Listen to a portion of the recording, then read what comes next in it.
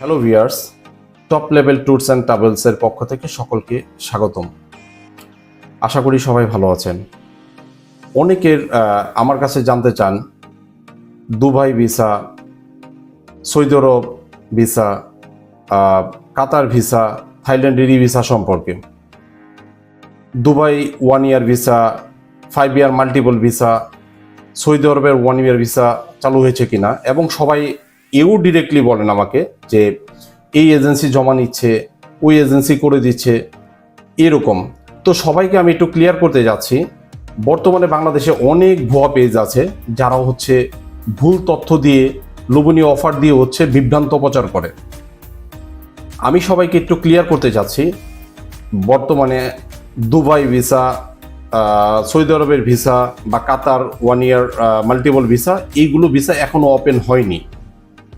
এরপর থাইল্যান্ডি ভিসা।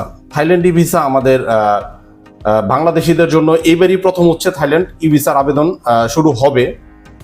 আগামীকাল 19 ডিসেম্বর থেকে শুধুমাত্র বাংলাদেশি সরকারি পাসপোর্ট হোল্ডার যারা আছে তাদের জন্য আবেদন করা যাবে থাইল্যান্ডি ভিসার জন্য, এবং আগামী 2 জানুয়ারি 2025 সাল থেকে বাংলাদেশি সকল পাসপোর্ট হোল্ডাররা থাইল্যান্ড ভিসার জন্য আবেদন করতে পারবে। এই ছিল এই কয়টা দেশ সম্পর্কে সর্বশেষ ভিসার আপডেট। আর যে কোনো ধরনের ভিসা সংক্রান্ত ও এয়ার টিকিট সংক্রান্ত তথ্যের জন্য টপ লেভেল ট্যুরস অ্যান্ড ট্রাভেলসের সাথেই সবাইকে থাকার জন্য আমন্ত্রণ জানাচ্ছি। সকলকেই ধন্যবাদ।